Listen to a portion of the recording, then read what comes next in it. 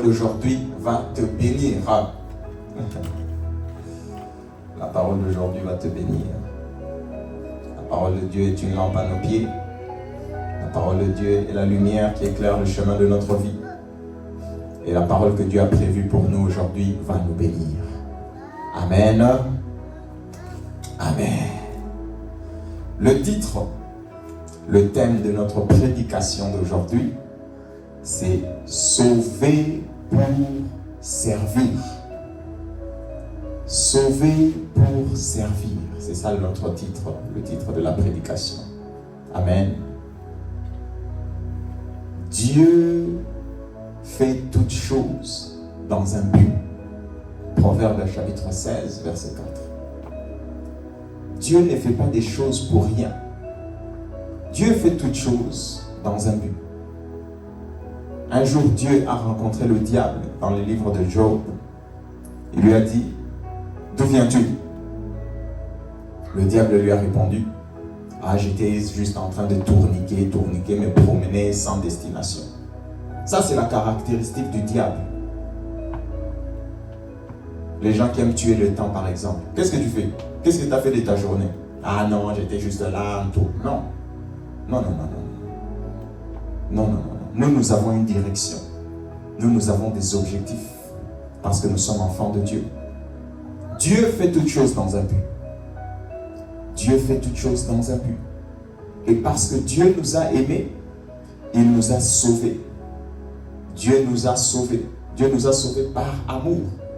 Dieu nous a sauvés parce qu'il nous a aimés. Nous étions sous l'autorité du diable.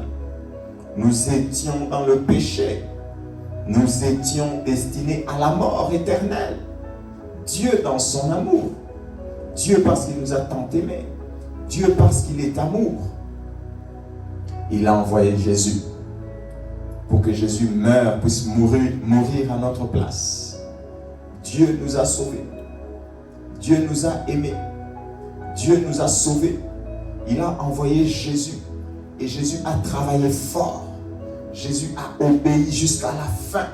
Jésus est mort pas d'une mort naturelle. Jésus est mort pas d'une mort d'un roi. Jésus est mort d'une mort d'un brigand. Jésus est mort d'une mort d'un malfaiteur. Lui qui n'était pas malfaiteur. Lui qui n'était pas brigand. Jésus a travaillé fort.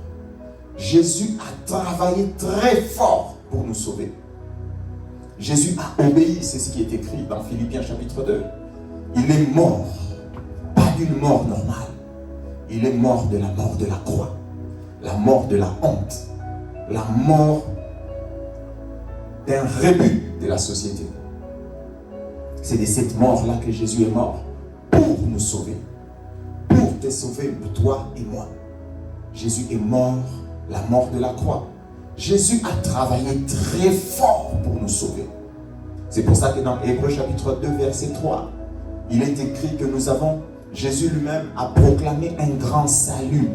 Le salut que Jésus nous donne n'est pas un salut quelconque, n'est pas quelque chose de banal. Le salut que Dieu nous donne, un si grand salut. Hébreux 2, verset 3. Nous avons entendu du Seigneur un si grand salut, reçu du Seigneur un si grand salut, un grand salut. Jésus a travaillé très fort. Jésus a travaillé très fort pour nous sauver. Et il nous a donné le salut. Et il nous a sauvés. Et nous avons été sauvés. Cette œuvre, c'est une grande œuvre. C'est un grand salut. Mais c'est l'œuvre de Jésus. C'est l'œuvre de Jésus. C'est l'œuvre de Jésus. Ce n'est pas l'œuvre d'un homme. Le salut que nous avons obtenu de Dieu, ce n'est pas l'œuvre d'un homme. Ce n'est pas l'œuvre d'un homme. Ce n'est pas l'œuvre d'un homme. Le salut que nous avons obtenu de Dieu, c'est l'œuvre de Jésus. L'œuvre de Jésus. Nous avons été sauvés donc par grâce. Nous avons été sauvés par grâce. Le salut, c'est l'œuvre de Jésus. Aucun homme, il n'y a rien que tu ne puisses faire pour obtenir le salut. Il n'y a rien que tu puisses ajouter à l'œuvre achevée de Jésus, à l'œuvre achevée du Christ. Il n'y a rien à rajouter. Il n'y a rien à rajouter. L'œuvre de Jésus est parfaite. L'œuvre de Jésus est achevée. Jésus a travaillé fort. Jésus a travaillé très fort pour nous sauver. Et il nous a sauvés parfaitement. Il nous a sauvés totalement. Tout est à son honneur. Tout lui appartient. Notre salut, la vie que nous avons obtenue, c'est l'œuvre de Jésus. Ce n'est pas l'œuvre d'un homme. Ce n'est pas l'œuvre d'un homme. Même quand nous croyons aujourd'hui, nous allons parler tantôt des œuvres. Même quand nous croyons aujourd'hui, il n'y a rien que nous fassions pour ajouter à notre salut. Le salut est fait, il est total, il est l'œuvre de Jésus. Le salut que nous avons obtenu, en vérité, la grâce, on l'obtient une fois, quand on obtient le salut. Vous avez été sauvés par grâce, au moyen de votre foi. Éphésiens chapitre 2. Éphésiens chapitre 2. Notre salut, c'est l'œuvre de Jésus. On va lire Éphésiens chapitre 2. Très rapidement. On a beaucoup de versets à lire aujourd'hui.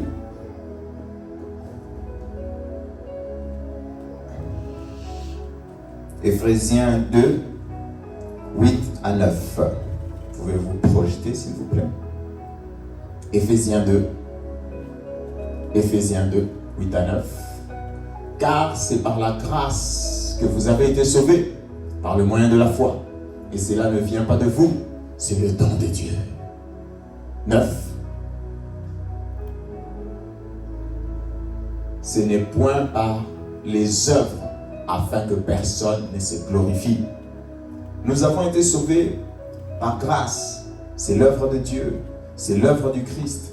Personne ne peut se glorifier du salut qu'il a obtenu en Jésus.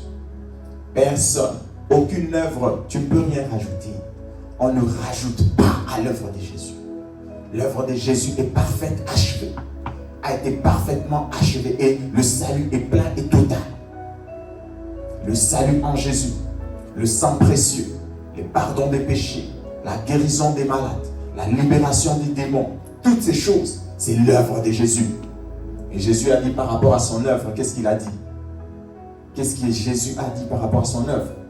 Vous avez reçu gratuitement, donné gratuitement.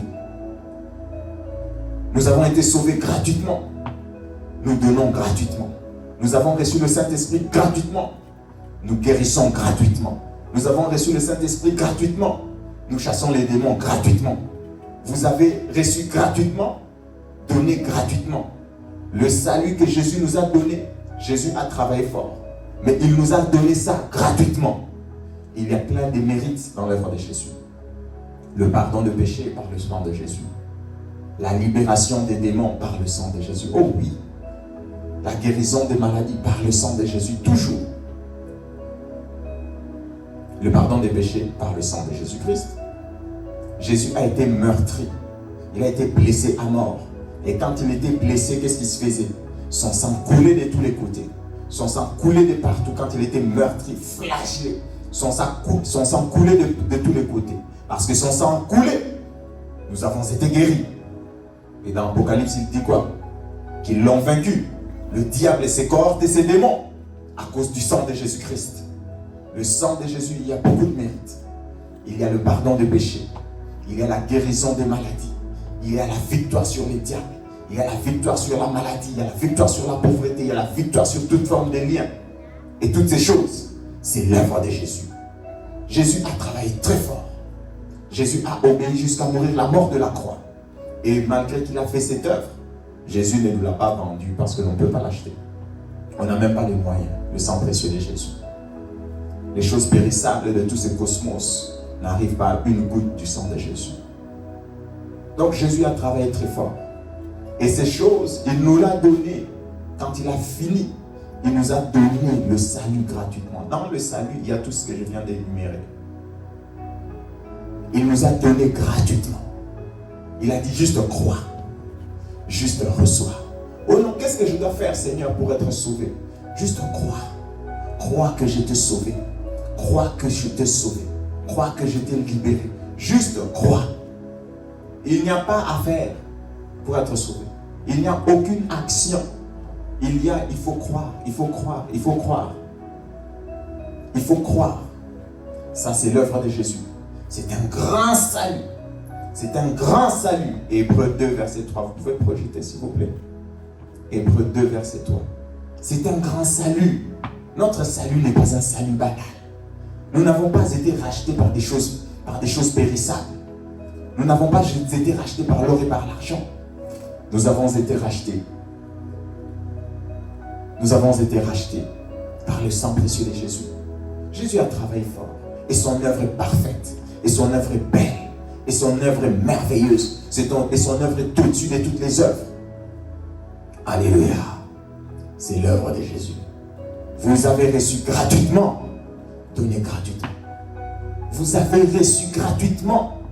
Donnez gratuitement.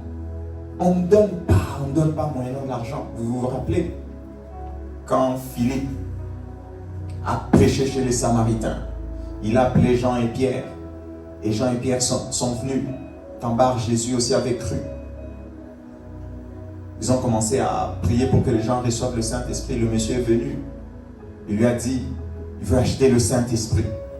Pierre là, à la limite, pas maudit. À la limite de la malédiction. Les paroles que Pierre, l'apôtre, a dit sur le magicien. Il lui a dit que ton argent périsse avec toi. Parce que tu as cru que le don de Dieu pouvait s'acheter avec de l'argent. Que ton argent périsse avec toi. Je vois que tu es dans un filet amer, c'est ce qu'il dit. Tu n'es pas changé. Tu penses que tu peux acheter le don de Dieu. Tu peux acheter le Saint-Esprit pour commencer à faire des miracles. Que ton argent périsse avec toi. Nous donnons gratuitement. Pierre priait juste sur les gens. Et les gens recevaient le Saint-Esprit. Et les gens recevaient le Saint-Esprit gratuitement. Gratuitement. L'œuvre de Jésus, ce n'est pas de l'argent. Aujourd'hui, vendre l'œuvre de Jésus, donner une somme à l'œuvre de Jésus, c'est insulter le Christ. Parce que l'œuvre de Jésus n'a pas de prix. L'œuvre de Jésus n'a pas de prix. Pas les choses périssables. Combien? 100 $, 200 000. L'œuvre de Jésus n'a pas de prix. C'est l'œuvre de Jésus. Jésus nous a sauvés. Jésus nous a sauvés. Dieu nous a aimés. Il a donné Jésus. Et Jésus nous a sauvés gratuitement. Ça, c'est l'œuvre de Jésus. Ça, c'est l'œuvre du Christ. Personne ne peut se vanter du salut. Personne ne peut se vanter du salut qu'il a reçu. Oh non, moi pour mon salut, j'avais... Non. J'ai juste cru. Je ne pouvais rien faire. Il n'y a rien que je ne puisse faire pour obtenir le salut. J'ai juste cru en Jésus. J'ai juste reconnu le Christ comme mon Seigneur et mon Sauveur. J'ai juste accepté Jésus. Et c'est tout. J'ai été sauvé. Ça, c'est l'œuvre de Jésus. Ça, c'est l'œuvre du Christ. Mais l'œuvre de Jésus, après que Jésus ait fait ça, pourquoi Jésus l'a fait? Pourquoi Jésus nous sauve? Pourquoi Jésus nous sauve? Après que tu aies cru en Jésus, c'est quoi la suite de notre vie? C'est quoi la suite de la vie spirituelle? C'est quoi la suite de la vie de foi? Il y a des gens qui disent qu'ils limitent leur vie au salut. Ah, j'ai été sauvé. J'ai été sauvé. J'ai été sauvé. Mais bien sûr, tu as été sauvé. Et c'est l'œuvre de Jésus. C'est une œuvre grandiose. Tu as été sauvé. Mais est-ce que notre vie spirituelle s'arrête au salut? Notre vie spirituelle, c'est le salut. Après le salut, il y a quoi? Si notre vie spirituelle s'arrête au salut, allons tout de suite au ciel. Parce qu'on a déjà tout obtenu. Qu'est-ce que tu vas venir y rester encore ici? Tu as déjà été sauvé. Si l'œuvre de Jésus, si c'est que Dieu attend de nous, si la volonté de Dieu pour nous s'arrête au salut, mais qu'est-ce que tu as à traîner ici? Qu'est-ce que tu as à traîner sur terre? Tu peux partir au ciel. Tu peux déjà partir. Puisque tu as déjà été sauvé. Pourquoi tu restes ici souffrir? Pourquoi tu restes ici encore continuer à prier? Pourquoi tu restes ici encore rester? Le salut, c'est le solide fondement de notre foi. Le salut, c'est le solide fondement de notre vie chrétienne. Mais le salut, c'est le début de notre vie chrétienne. Le salut en Jésus, le fondement que le Christ a posé, c'est le début de notre vie de foi. Ce n'est pas la fin. J'ai été sauvé, j'ai été sauvé, j'ai été sauvé. Alléluia, gloire à Dieu. Mais c'est le fondement de notre foi. C'est l'œuvre de Jésus. C'est l'œuvre de Jésus. Dieu nous a sauvés. Pourquoi Dieu nous a sauvés, on va voir. Éphésiens chapitre 2, où nous étions. Nous allons lire verset 10, juste à côté. Éphésiens 2, 10. Éphésiens 2, 10, s'il vous plaît. Éphésiens 2, 10. Car nous sommes son ouvrage, ayant été créés en Jésus-Christ pour des bonnes œuvres que Dieu a préparées d'avance afin que nous les pratiquions. Nous sommes l'œuvre de Dieu. Nous sommes l'œuvre de Christ dans d'autres versions. C'est l'œuvre de Christ. Nous sommes son ouvrage. Créé en Jésus pour de bonnes œuvres. Dieu nous a unis à Jésus. Dieu nous a unis à Jésus pour des bonnes œuvres. Dieu nous a unis à Jésus pour le servir. Dieu nous a unis au Christ pour des bonnes œuvres. Pour des bonnes œuvres. Pour le servir. Pour le servir. Pour le peuple. Pas les œuvres que toi tu imagines dans ta tête. Non. Dieu a prévu d'avance des bonnes œuvres pour que tu les pratiques. On parle ici, retenez le mot, bonne œuvre. Bonne œuvre que Dieu a prévue afin que nous le pratiquions. Dieu nous a sauvés en Jésus. Dieu nous a unis à Jésus. Et dans l'unité avec le Christ, Dieu nous unit à lui pour de bonnes œuvres. Ça ne se limite pas. La nouvelle naissance, grâce au Christ, l'unité au Christ, c'est pour de bonnes œuvres. Dieu fait des choses, il y a une suite. C'est pour de bonnes œuvres. Tu as été uni à Christ. Tu es né de nouveau. Tu as reçu ton salut. C'est pour de bonnes œuvres. C'est pour que tu continues. La vie de foi continue. La vie de foi ne s'arrête pas à ton salut. C'est pour de bonnes œuvres. Pour de bonnes œuvres. Pour de bonnes œuvres. L'œuvre de Jésus, grandiose qu'elle est, elle engendre au travers de nous des bonnes œuvres. L'œuvre de Jésus, nous ayant cru en lui, elle engendre en nous des bonnes œuvres. C'est pour ça que vous verrez l'apôtre, l'évêque, dans Jacques. Parfois, vous avez l'impression qu'il est en train de louer les œuvres. Ah, non, il ne loue pas les œuvres. Mais quand on a cru en Jésus, il dit que la foi sans les œuvres est vaine. Tu as la foi des démons. La foi, j'ai la foi seulement au-dedans. J'ai la foi au-dedans. J'ai la foi au-dedans. J'ai la foi. Non. La foi sans les œuvres. Où sont tes bonnes œuvres? Où est le service que tu rends à Dieu? Quand on parle de bonnes œuvres ici, c'est servir. Servir Dieu. Servir Dieu. Dieu nous a sauvés pour le servir. Nous existons, ayant été sauvés, rachetés du monde, pour servir Dieu. Dieu a sorti les enfants d'Israël d'Égypte. Il a dit, laisse aller mon peuple, afin qu'ils aillent pour me servir. Pour me servir. Dieu nous sauve, nous sort du monde pour le servir. Le reste de notre vie, le sens c'est quoi? Après avoir été sauvé, tu te limites au sauver. Gloire à Jésus pour son œuvre. Mais il faut maintenant que tu puisses servir Dieu. C'est ça les bonnes œuvres. Que tu vives une vie de consécration. La volonté de Dieu, depuis Abraham, c'était de se faire un peuple de sacrificateurs. Et en Christ Jésus, nous sommes devenus tous un peuple élu, une race sainte, un royaume de sacrificateurs. Nous sommes des sacrificateurs. Nous sommes des serviteurs de Dieu. Dieu, depuis toute éternité, même si vous lisez Exode, il voulait ce peuple, quand il a dit aux Juifs, il voulait un peuple de sacrificateurs. Et ce peuple de sacrificateurs, Dieu l'a obtenu en Christ Jésus. Notre vie, c'est servir Dieu. Notre vie, le sens de notre vie, le sens profond de ta vie, c'est servir Dieu. Dieu ne t'a pas sauvé pour que tu profites de lui. Dieu ne t'a pas sauvé pour que tu profites de lui. Il t'a sauvé, puis toi tu es là, Dieu donne-moi, Dieu donne-moi. Imaginez, réfléchissons. Un Dieu, ça existe pourquoi? Dieu, c'est roi. Un roi, ça existe pourquoi? Un Dieu, ça existe pourquoi? Pour être servi. Ça existe pour être servi. Notre Dieu, c'est le seul véritable Dieu. Regardez tous les mondains. Ils servent. Ils servent tous les faux dieux. Dieu est là pour que nous puissions le servir. Dieu veut que nous puissions le servir. Et en Christ Jésus, il a prévu pour chacun les bonnes œuvres pour que nous les pratiquions. Notre vie, c'est le service. Notre vie après le salut, c'est servir Dieu. Notre vie, c'est servir Dieu. Et tu as l'impression que Dieu est en train de te prendre tes choses, de te prendre ton temps, de te prendre ta vie. Mais tout appartient à Dieu. Tu appartiens à Dieu. L'air que tu respires appartient à Dieu. L'or et l'argent appartiennent à Dieu. Tout est à Dieu. Tout existe pour le Christ. Colossiens 1, 16, 17. Tout a été fait par lui et pour lui. Tout est pour le Christ. Tout est pour servir Dieu. Tout existe pour servir Dieu. Tout est pour le Christ. Tout existe pour le Christ. Alléluia. Notre vie, c'est servir Dieu. Notre vie, c'est servir Dieu. Nous existons pour servir Dieu. Gloire à Jésus pour son œuvre achevée. Gloire à Jésus pour son œuvre parfaite. Et ayant reçu la grâce. Ayant reçu la grâce.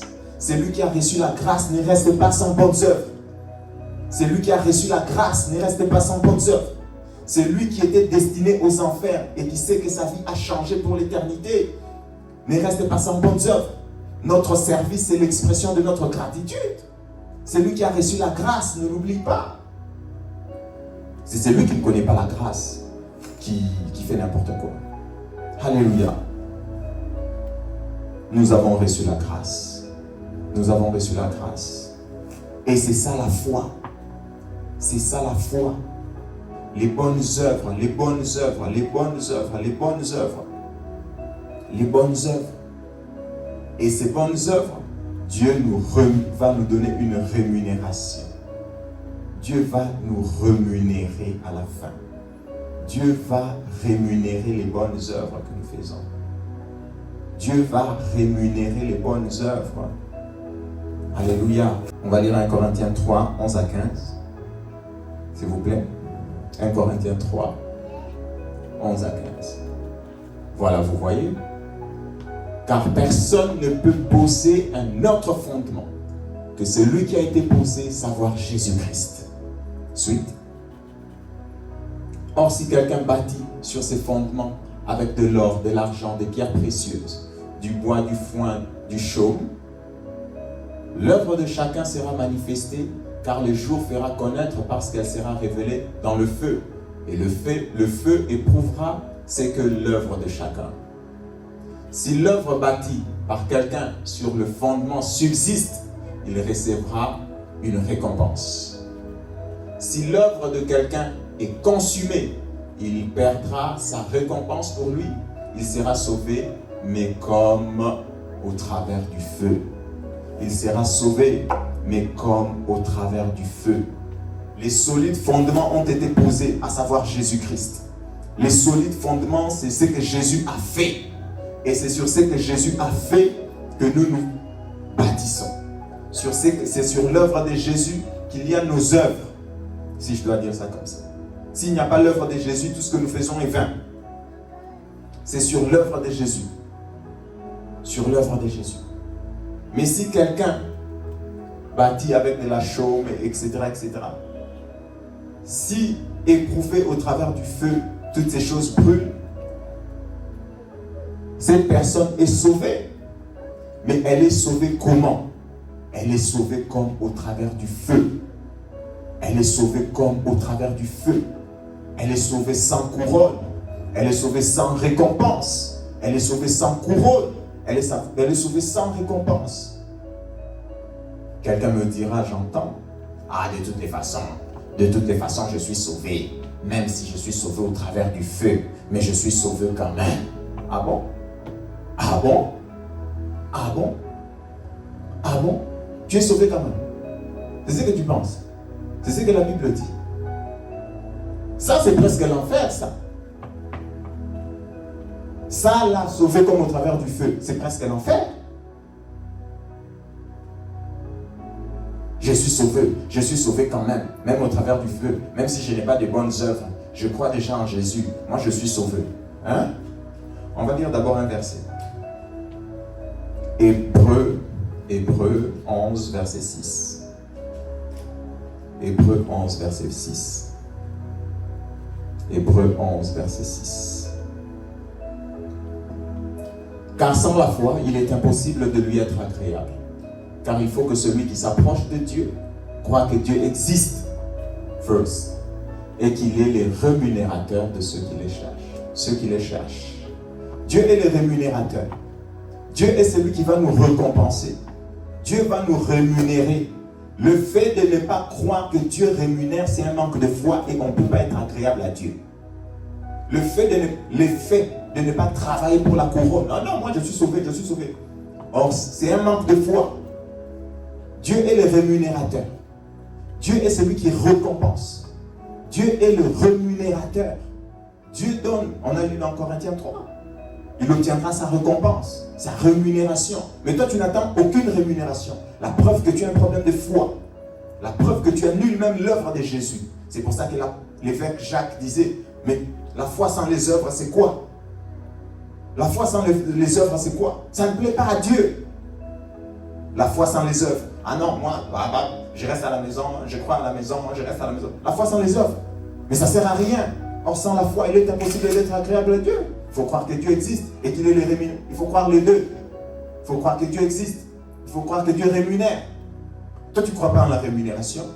Tu ne crois pas que Dieu va récompenser ceux qui travaillent fort, ceux qui servent. Tu dis, tu as la foi? Tu n'as pas la foi. Tu n'as pas la foi. Ah non, je suis sauvé. Je vais te montrer un verset. Ça, c'est presque l'enfer. Sauvé comme au travers du feu. Vous voyez cette expression-là, vous n'avez pas compris? Sauvé, mais sauvé comme au travers du feu. Sauvé, mais sauvé comme au travers du feu. C'est lui qui a la foi, travaille pour la couronne, sert Dieu après avoir été sauvé, est impliqué et zélé. Notre vie, c'est le service. Après avoir été sauvé, notre regard, c'est vers la couronne. Nous courons, nous voulons obtenir de Dieu la couronne. Nous voulons obtenir de Dieu la couronne. Nous voulons obtenir de Dieu la couronne. C'est pour ça que nous travaillons fort. C'est le sens de notre vie. Après le salut, c'est la couronne. Après la grâce, c'est l'œuvre pour la couronne. Après le salut, c'est la couronne. Après avoir reçu Jésus, son œuvre achevée, c'est la couronne. Les yeux sur la couronne. Dieu rémunère la couronne, la couronne, la couronne, la couronne. L'apôtre Paul, l'apôtre de la grâce. Qu'est-ce qu'il dit? Parce qu'on dit souvent là, la grâce, la grâce. L'apôtre de la grâce a travaillé plus que tout le monde. Il a travaillé fort après avoir reçu la grâce. Il a travaillé très fort, très fort, très fort. J'ai travaillé plus que tous. J'ai travaillé fort. J'ai appris, il écrit à Timothée. Il dit, j'ai combattu le bon combat. J'ai gardé la foi. Et la couronne m'est réservée. La couronne de gloire m'est réservée. La couronne m'est réservée. Ça, c'est l'apôtre de la grâce. Il a travaillé fort pour la couronne. Il a travaillé pour la couronne. La couronne m'est réservée. 1 Timothée, 2 Timothée 4. La couronne m'est réservée. Nous travaillons après avoir reçu Jésus. Nous ne sommes pas maintenant oisifs. J'ai été sauvé, j'ai été sauvé. Gloire à Jésus pour son œuvre. Mais maintenant, tu fais quoi? Dieu, sa volonté, c'est de te sauver pour que tu fasses des bonnes œuvres, pour que tu le serves, pas pour que tu profites de lui. Tu restes dans une certaine mondanité, juste te vantant du salut de Jésus, d'une œuvre que Jésus a obtenue auprès de son sang précieux de sa vie. Tu n'as pas connu la grâce. Tu n'as pas connu la grâce. Tu n'as pas connu la grâce. Tu n'as pas connu la grâce. Tu ne comprends pas la grâce. Tu ne comprends pas la grâce. Tu ne comprends donc pas le si grand salut que tu as obtenu de Christ. Il est écrit qu'ils sont allés propager. Tu n'as pas connu la grâce. Matthieu, je vais vous montrer. Alléluia. Matthieu, chapitre 22, on va voir la parabole des noces. Vous allez comprendre. On va tout lire, c'est un long texte. Et on va faire l'effort de lire et de comprendre surtout. De lire et de comprendre. On va lire la parabole de noces, Matthieu chapitre 22, au verset 1, verset 1er, jusqu'au verset 13. C'est long. 1 à 13, on va lire, s'il vous plaît. Mais on va expliquer, en lisant, on va expliquer. Jésus, prenant la parole, leur parla de nouveau en parabole et il dit: le royaume des cieux est semblable à un roi qui fit des noces pour son fils. La parabole. Il envoya ses serviteurs appeler ceux qui étaient invités. Je voudrais que vous reteniez le mot invité. Ceux qui étaient invités aux noces, mais ils ne voulurent pas venir. On continue. Il envoya encore d'autres serviteurs en disant: dites aux conviés, voici j'ai préparé mon festin, mes bœufs, mes bêtes grasses sont tués, tout est prêt. Venez aux noces. Mais sans s'inquiéter de l'invitation, ils s'en allèrent, celui-ci à son champ, celui-là à son trafic. Et les autres se saisirent de serviteurs, les outragèrent et les tuèrent. Waouh! Le roi fut irrité, il envoya ses troupes, fit périr ses meurtriers et brûla leur ville. Next. Alors il dit à ses serviteurs: les noces sont prêtes, mais les conviés n'en étaient pas dignes. Allez donc dans les carrefours et appelez aux noces tous ceux que vous trouverez. Ses serviteurs allèrent dans les chemins, rassemblèrent tous ceux qu'ils trouvèrent, méchants et bons, et la salle des noces fut pleine de convives. Le roi entra pour voir ceux qui étaient à table, et il aperçut là un homme qui n'avait pas revêtu un habit de noces. Il lui dit: mon ami, comment es-tu entré ici sans avoir un habit de noces? Cet homme eut la bouche fermée. Alors le roi dit aux serviteurs: liez-lui les pieds et les mains, et jetez-les dans les ténèbres du dehors, où il y aura des pleurs et des grincements des dents. Liez-les les pieds et les mains, jetez-les dans les ténèbres du dehors, où il y aura des pleurs et des grincements de dents. Il y aura des pleurs, il y aura des grincements de dents. Donc très rapidement, vous voyez, ici c'est une parabole, la parabole de noces de l'agneau. Donc le roi organise des noces et il lance des invitations. Le roi organise des noces, il lance des invitations. Venez aux noces, venez au mariage, venez aux noces. Certains s'en foutent, ils ne veulent pas venir, absolument. D'autres viennent, mais ils ne sont pas préparés, et d'autres viennent et ils sont préparés. Donc je vais expliquer la parabole. Notre salut, c'est une invitation. C'est l'invitation aux noces. Le salut, c'est l'invitation. Jésus, le Père, nous invite dans son royaume, dans le ciel. Quand nous prêchons la parole, reçoit Jésus, reçoit Jésus, reçoit Jésus. Certains ne reçoivent pas. Ils ne veulent pas. Et leur sort est connu. Ils ne veulent pas croire. Reçoit l'invitation. Reçoit l'invitation. Ils ne veulent pas croire. D'autres reçoivent l'invitation. Quand on t'invite à un mariage, quand on t'invite aux noces du fils du roi, tu te prépares. Bon, comme on m'a invité, c'est moi en jogging comme j'étais, je pars. Si Trudeau t'invite, Trump ou whatever, tu te prépares. Même ce que tu vas dire, tu te prépares. C'est juste le bon sens. Tu te prépares aux noces de l'année.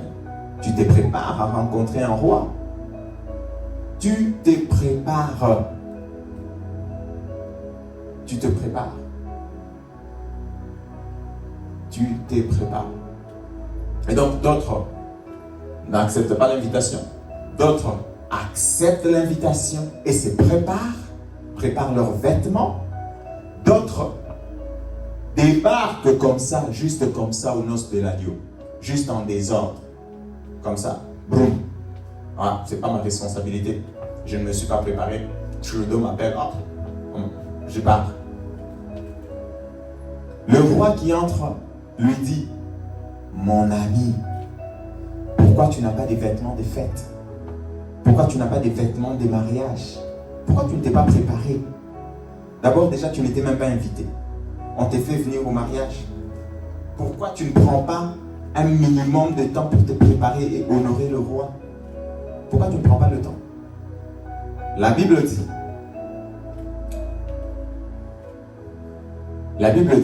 qu'il avait la bouche fermée, qu'il ne pouvait rien dire. Il avait la bouche fermée. Il ne pouvait rien dire. Il avait la bouche fermée. Il ne pouvait rien dire. Et le roi dit à ses serviteurs, prenez-moi ce monsieur qui a accepté Jésus et qui n'est pas préparé. Je vais vous montrer que c'est ça. Prenez-moi ce monsieur, mettez-le dehors. Prenez-moi ce monsieur sauvé comme au travers du feu. Mettez-le dehors. Et on dit que dehors, là-bas, qui sont là-bas? Il n'était pas seul. On dit que dehors, il y a des ténèbres. Dans les ténèbres de dehors, il y a des pleurs et des regrets dans d'autres versions. Des pleurs et des regrets. Des pleurs et des grincements des dents.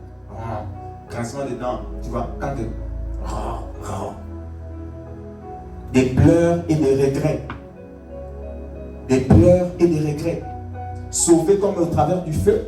Tu penses que c'est de la blague? Tu penses qu'à un moment je suis sauvé? Le salut, c'est l'invitation. L'invitation que le Seigneur nous donne. Accepte Jésus afin d'aller au ciel. Accepte Jésus afin d'avoir le paradis. Accepte Jésus afin d'hériter du royaume. Accepte Jésus pour partir au ciel. Ok. Tu acceptes Jésus, puis tu es là, tu ne te prépares pas à rencontrer Jésus. Et tu penses que tu vas débarquer là comme ça. Accepte Jésus. Tu reçois l'invitation, tu te prépares. J'attends mon Seigneur Jésus. J'attends mon Seigneur. J'attends mon Seigneur. Je me prépare. Toi, tu acceptes l'invitation, puis tu es là comme ça. Tu vas débarquer au royaume de Jésus seulement comme ça. Tu vas débarquer seulement comme ça. Non. On va te mettre dehors. On va te mettre dehors. Bon, c'est très peu écouté chez les chrétiens, je sais. Ils pensent qu'ils seront sauvés, je serai sauvé. On dit que nous allons tous comparaître devant les tribunaux de Christ. Vous pensez que ce tribunal de Christ-là, pour les chrétiens, en tout cas je parle du jugement des chrétiens, donc c'est un tribunal banal, qui n'aura aucun effet. Même si on dit que non, toi, c'est pas bon, tu auras toujours la joie devant les tribunaux de Christ. Il y aura des pleurs et des grincements de dents. Les chrétiens qui iront devant les tribunaux de Christ, certains sortiront de là avec des pleurs et des grincements de dents.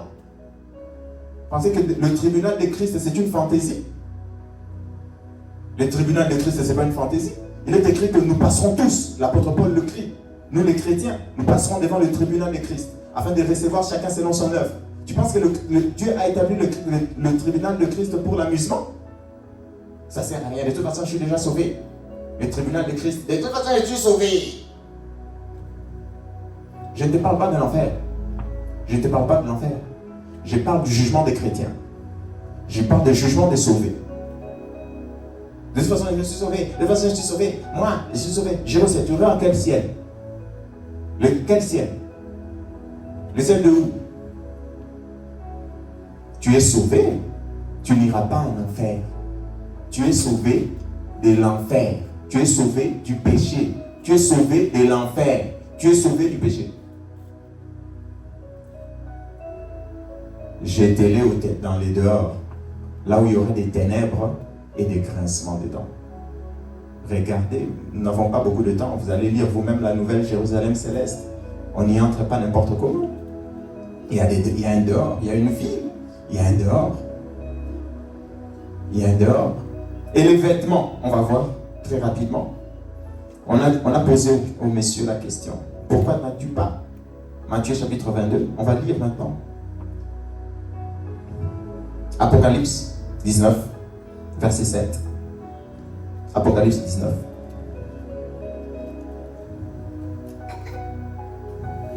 Apocalypse 19, verset 7.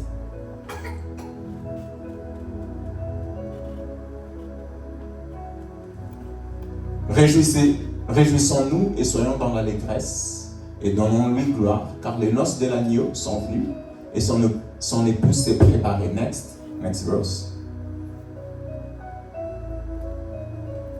Et il lui a été donné de se revêtir d'un fin lin éclatant pur, car le fin lin l'habille.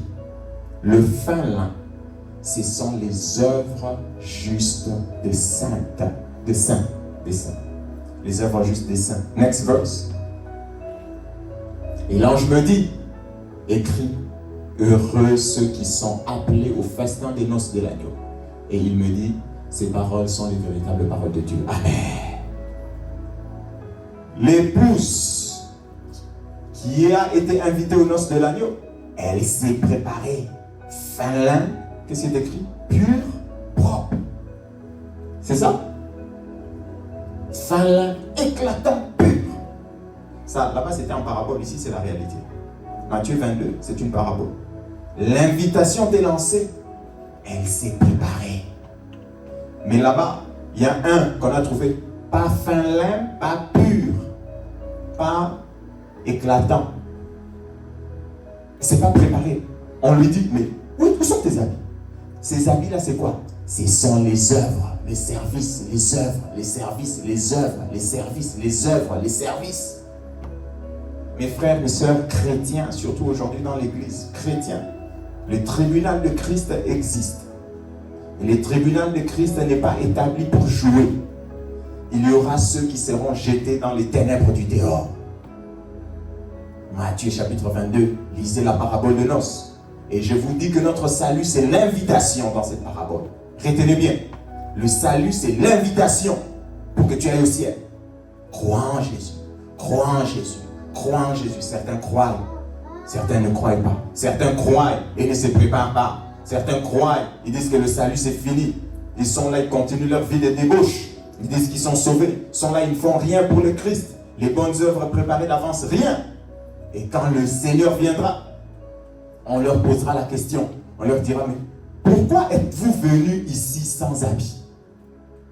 Pourquoi êtes-vous sale comme ça, là, vous venez dans le royaume de Jésus, sans aucune œuvre? Pourquoi vous venez comme ça? L'œuvre de Jésus engendre des micro-œuvres. S'il n'y a pas d'œuvre de Jésus, nos œuvres sont vaines. Pourquoi vous venez ici dans la fête, fin lin, éclatant, pur? Vous n'avez pas. Vous ne vous êtes pas préparé. C'est le bon sens. C'est le bon sens. On se prépare. On se prépare. Je parle des œuvres des saints. Je parle des œuvres. Le jugement de Dieu est ouvert. Le jugement de Dieu va consister sur quoi? On a lu 1 Corinthiens chapitre 3. On va lire. 1 Corinthiens. On va lire rapidement.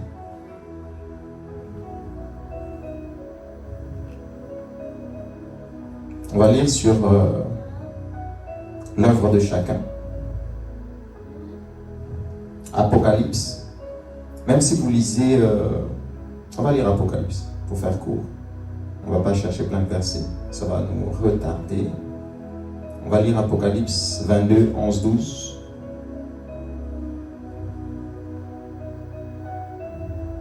Apocalypse 22, 11, 12, s'il vous plaît.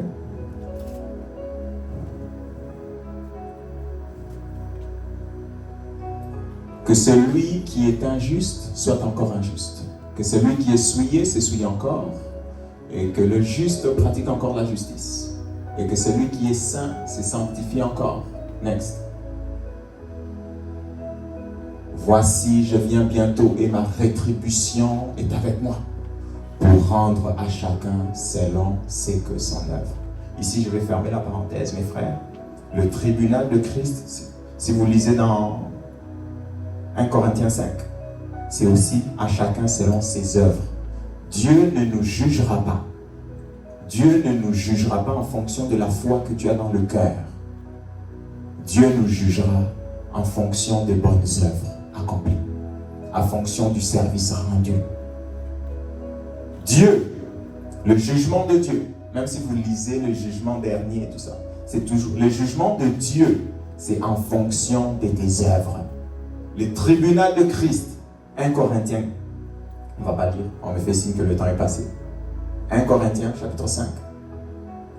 Le tribunal de Christ, c'est en fonction des œuvres. Mes frères, tirez attention. En fonction des œuvres.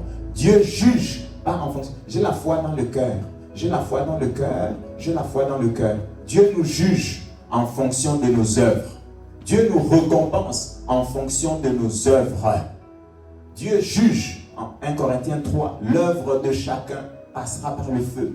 1 Corinthiens 5, le tribunal de Christ. Dieu jugera. 2 Corinthiens 5, exactement, excusez-moi. 2 Corinthiens 5. Dieu nous jugera, mes frères. Ne négligez pas servir Dieu. Ne négligez pas servir Dieu. Ne négligez pas servir Dieu. Dieu nous jugera en fonction de nos œuvres. Lisez vos Bibles attentivement. Regardez le jugement de Dieu. Le jugement de Dieu est en fonction des œuvres. Des bonnes œuvres, basées sur l'œuvre parfaite de Christ. Le jugement de Dieu, c'est en fonction des œuvres. C'est lui qui n'a pas préparé son fin lin éclatant et pur sera mis dehors, sera sauvé comme au travers du feu. Ne blaguez pas, mes frères. Le tribunal de Christ, Dieu ne l'a pas mis pour amusement. Dieu ne l'a pas mis pour rien. Je suis sauvé, je suis sauvé, je suis sauvé, je m'en fous. Même si je n'ai aucune œuvre, même comme au travers du feu, c'est bien.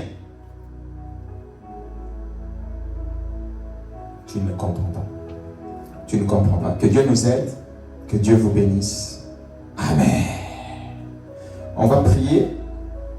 On va prier. On va bénir le Seigneur Jésus, qui rend toutes ces choses possibles. Qui rend toutes ces choses possibles par son œuvre grandiose, son œuvre achevée, son œuvre parfaite.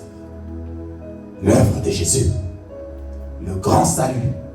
On va bénir Jésus et on va prier pour notre foi. On va prier pour notre foi, pour que Dieu nous donne la foi pour la rémunération, la foi pour la récompense, la foi pour le service. Sers Dieu. C'est ça le sens de ta vie. Sers Dieu. Sers Dieu. Dieu jugera. Retenez ce que j'ai dit.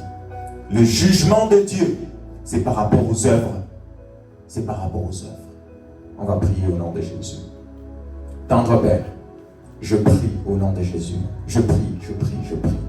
Pour que cette parole, Seigneur, pénètre les cœurs de vie. Et que nos frères, nos sœurs comprennent. Et soient zélés pour l'Église. Soient zélés pour le service. Soient zélés pour la couronne. Au nom de Jésus. Au nom de Jésus. Au nom de Jésus. Seigneur, donne la foi. Il est écrit, Seigneur, que or, sans la foi, il est impossible d'être agréable. Nous devons croire que tu existes et que tu rémunères. Nous devons croire que tu existes et qu'au dernier jour, tu donneras à chacun la récompense de ce qu'est son œuvre. Seigneur, je prie au nom de Jésus. Seigneur, je prie pour la foi de mon frère et ma sœur.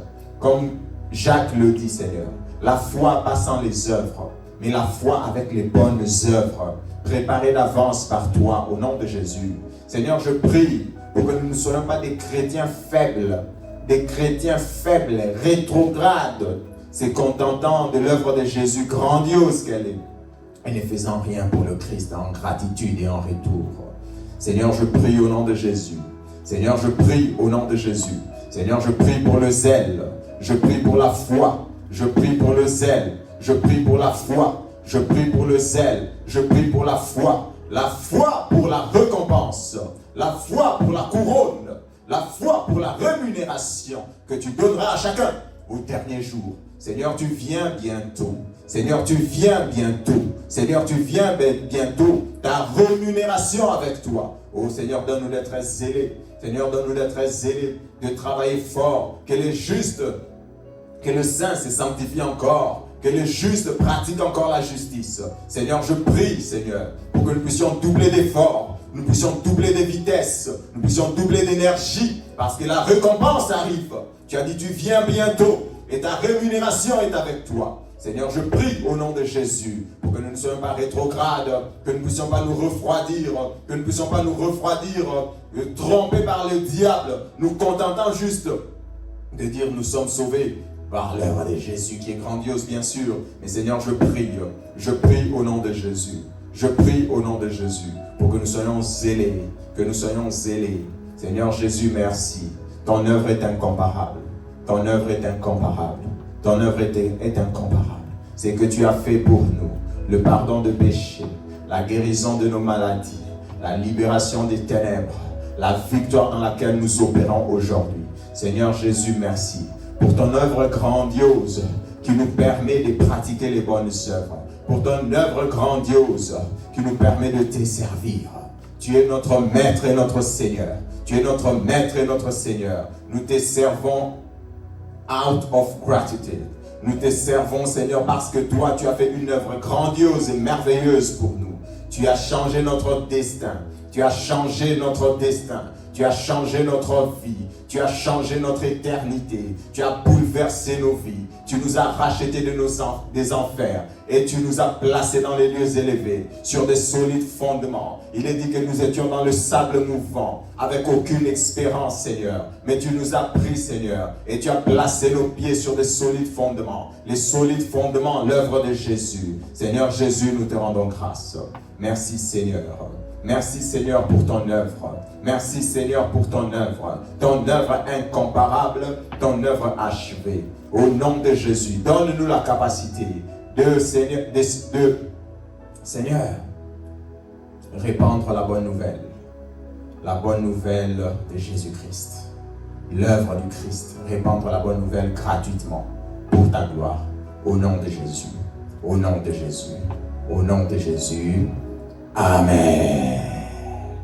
Amen, amen.